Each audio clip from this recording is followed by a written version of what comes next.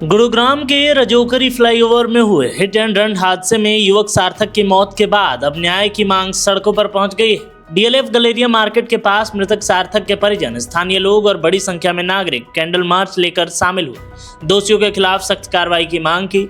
लोगों का कहना है कि यह सिर्फ एक सड़क हादसा नहीं है, बल्कि एक परिवार की पूरी दुनिया उजड़ने की घटना है।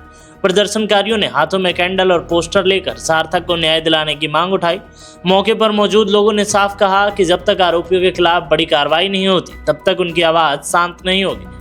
मृतक सार्थक के पिता ने पुलिस की कार्रवाई पर गंभीर सवाल उठाए। उनका आरोप है कि वाहन की जानकारी होने के बावजूद आरोपियों को पकड़ने के लिए पुलिस ने 40 से 50 घंटे लगा दिए। वहीं सार्थक की मां ने भी शुरुआती जांच और पुलिस की तत्परता को लेकर नाराजगी जताई।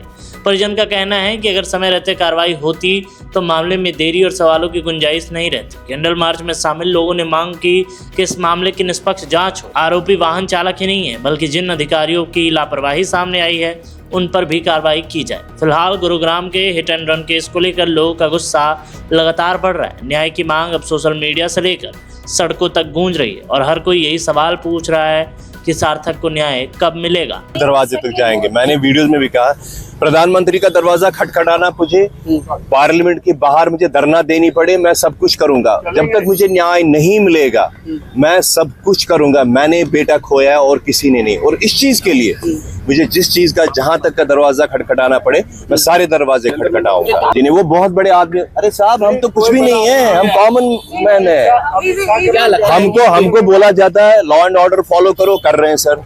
लॉ अबाइडिंग सिटीजन बन जाओ, हो गया सर। इनकम टैक्स दो सर, लाखों रुपए इनकम टैक्स दे रहे हैं। बस हमारी औकात उतनी ही है। वहां तक कहाँ पहुंचा रहे आप हमें, प्रधानमंत्री और गृह मंत्री और होम मिनिस्ट्री साहब के साथ। ये कहना मुश्किल है अब, लेकिन मेरा एक ही सवाल है कि अगर आप भाई साहब इतना टाइम लगाते हो उसको ढूंढने में, करने में, तो कोई भी समझदार आदमी कह सकता है कि आपको 50 घंटे क्यों लगे उनको करने में।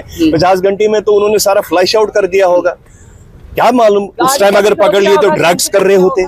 शराब तो एक चीज है, ड्रग्स कर रहे होते। आजकल थोड़ी पता कुछ चल रहा है। तो आप अगर उसी दौरान एक आध घंटे में आपके पास सारा डिटेल्स उनको गिरफ्तार कर लिया होता, आपने उनका ब्लड सैंपल लिया होता, तो आज डिटेल कुछ होता। आज हम ये सब नहीं कर रहे होते। पुलिस ने बयान दिया होता कि हाँ जी हमने किया, ये रिपोर्ट है, उनके ब्लड में ड्रग्स है, अल्कोहल है या नहीं है, जो भी है। फोन किया है, फ्लैश किया है। उन्होंने आगे अपने पीसीआर नेटवर्क को क्यों नहीं फ्लैश किया कि ये गाड़ी मार के निकली है, इसको रोको। They did not take any action. In fact they did not even reach there. ये तो कोई पासर बाय पीसीआर थी जिसने और वो भी पता क्या बात कर रहे हैं आपस में, यार इसको हम हॉस्पिटल लेके जाते, इसके पैसे कौन देगा। वो लोग पीसीआर वैन का जो वो कांस्टेबल था, जो भी था, वो भी ये बात कर रहा है। उसके कुलीग को फोन करके पूछ रहे हम अस्पताल तो लेके चलते हैं, पर इसके पैसे कौन देगा। वो बोलता है तुम लेके तो चलो, मैं आ रहा हूँ वहाँ पे।